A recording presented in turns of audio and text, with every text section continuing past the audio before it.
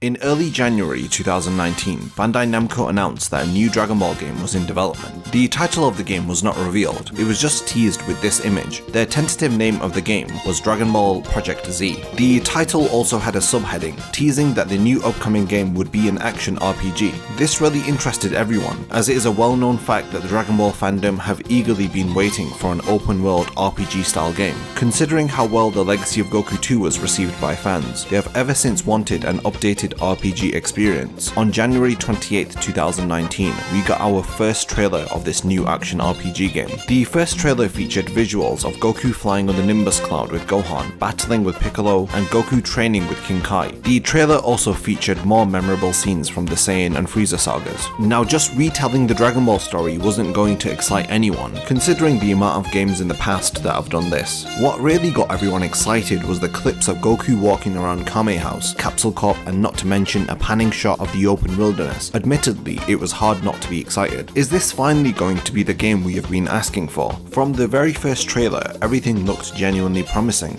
The only real concerns at this moment were if this game would cover all of the Dragon Ball Z story, and what is the actual extent of the open world aspect of this game. Following more trailers and announcements, we have learned that this game will be titled Dragon Ball Z Kakarot. Goku will not be the only playable character, and as far as we know, the story of the game will cover the Dragon Ball Z story from the Saiyan Saga to the end of the Buu Saga. We even have a box art released of the game, which has the internet split, with some very divisive opinions about it. However, when it comes to the actual game, the general thoughts from the gameplay we have seen have been promising. It's all well and good having gameplay videos and nice cutscene trailers, but what are Dragon Ball Z fans actually expecting? To get a grasp of the expectations of fans, let's have a look at what games we have had that gave us RPG gameplay and RPG elements. Let's see what delivered and what did not. Then I want to bring it back onto Dragon Ball Z Kakarot. Will this game actually live up to the hype? Let's start with the Legacy of Goku 2, my favourite RPG game based on the franchise. Although there were RPG games in the early 90s based on the franchise, these games were never localized and generally didn't influence the fandom, primarily due to not having examples of successfully implemented open world RPG games like Skyrim or the Witcher series around. Even in terms of truly open world immersive games, there wasn't any in the early 90s. GTA and games like it were only released once hardware improved enough to render fully explorable worlds. The Legacy of Goku 2 was released on the Game Boy Advance. This was a time when the PlayStation 2 had its own Dragon Ball Z series of games. They were primarily fighting games, which ran through the story of DBZ in a linear fashion. The Legacy of Goku 2 improved on a lot of the flaws from the first installment in the series. Things like Goku being the only playable character and not really being able to explore the world due to the game following a linear story path. These aspects were improved upon in the game's sequel. The Legacy of Goku series was developed entirely in America by Webfoot Technologies, and it was distributed by Atari. The game was so successful it was actually localized in Japan, and it was titled The Legacy of Goku 2 International. Despite being on a small screen, the elements which really excited fans about this game was being able to play through the Dragon Ball Z story in a non-linear fashion. Also, being able to do side quests which let you explore around iconic locations from the franchise. People who played the Legacy of Goku 2 fondly remember being able to fly around the open world map to different area locations. Another positive aspect was that you didn't just play as Goku, you were given the ability to play as Gohan, Piccolo, Vegeta, Trunks, and Goku. Sadly, the game was limited by its hardware, and it only covered the entirety of the Cell Saga. The sequel to this game, Buu's Fury, would continue to cover the rest of the series, but it didn't get the same level of critical reception as the Legacy of Goku 2 did. These games were both released between 2003 to 2004. The next attempt at an open world RPG game would be Dragon Ball Z Sagas, which was released in 2005. It was the first Dragon Ball action and adventure game of its kind. This game was playable on the PlayStation 2, Xbox, and GameCube, developed by Avalanche Software and published by Atari. This game was really something else. Some remember it fondly from their childhood, but objectively, Dragon Ball Z Sagas is a bad game. The game fails in several areas, of which include not being a truly open world sandbox game. It was just a bad beat 'em up. You don't have the ability to choose who you want to play as. Even when you do play as another character, they all play the same. The game also had a lot of bugs and it just felt really unpolished. The game follows a linear story which gives you no room for exploration. Another issue was the length of the game. It wasn't long at all, and players felt like they didn't get their money's worth for simply 5 to 6 hours of gameplay with no post-game content. Aside from these games, we have not had a truly open world Dragon Ball game. Games like like Budokai 3 and Xenoverse experimented with concepts. Like Budokai 3 allowed you to play through the story with several characters. It also featured an open world map,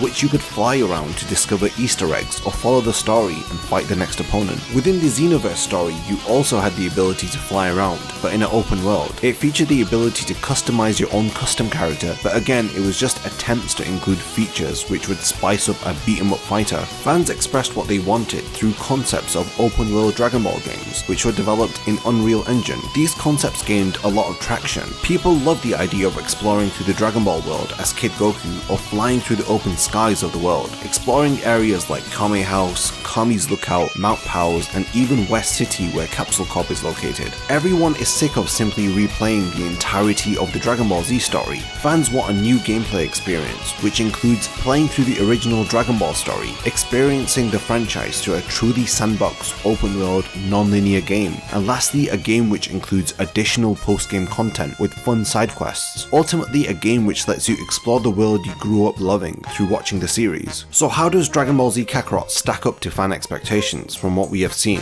We actually got new gameplay footage in August at Gamescom 2019 and in September at Tokyo Game Show. At Gamescom we see 17 minutes of gameplay featuring Goku and Piccolo. It covers the encounter with Raditz at the beginning of Dragon Ball Z. Goku is flying freely around on the Nimbus Cloud. There seems to be opponents you can encounter while exploring the world. Like most other RPG games, the combat seems to be completely action based with commands for each attack. While flying around with Piccolo, Goku asks him questions and speaks with him. The landscape while flying around seems destructible. Also on the map there are characters which can be interacted with, like Android 8, who seems to have a conversation with Goku before offering him a side quest to complete. The battle with Raditz commences. Piccolo is on your party. The gameplay here is nothing that we haven't seen before really. It's the typical open world fighting style we have seen in the Tenkaichi Budokai and the Xenoverse series of games. The opening theme song from Dragon Ball Z, Chala Head Chala, can also be heard playing while you fight Raditz. This is definitely a nice addition. At Tokyo Game Show we got 15 minutes of gameplay, showcasing free roaming and open world gameplay featuring Vegeta. We see interactions with several characters, along with cutscenes. Then at last we see open world gameplay of Vegeta leaving Capsule Corp and exploring West City. The whole city can be explored by walking, running or flying around. In the distance we can see the landscape surrounding the city. This too seems to be accessible. There were initial concerns regarding how much content was within the world. How alive does the world feel while you're exploring it? It seems like there are cars driving around and people on the streets. There are points on the map which trigger cutscenes and character interactions. On the bottom right we can see a HP bar and what seems to be a key bar, along with the character you are playing as. Vegeta here appears to be level 40. On the top right there's a mini-map with some objectives or quests to complete just below it. My favourite thing about this gameplay footage is Vegeta's clothing. He is exploring the world wearing his iconic Batman outfit. Another aspect of this game which is also making me feel anticipated for it is the music. The soundtrack features new renditions of the Dragon Ball Z soundtrack by Shinsuke Kikuchi. There is a battle between Vegeta and Tien. We can see the damage that they are inflicting on the surroundings. Now exploring the world again, there are red Z orbs floating around which may recover health, replenish ki, or may serve as a form of in-game currency. Vegeta can also enter inside buildings.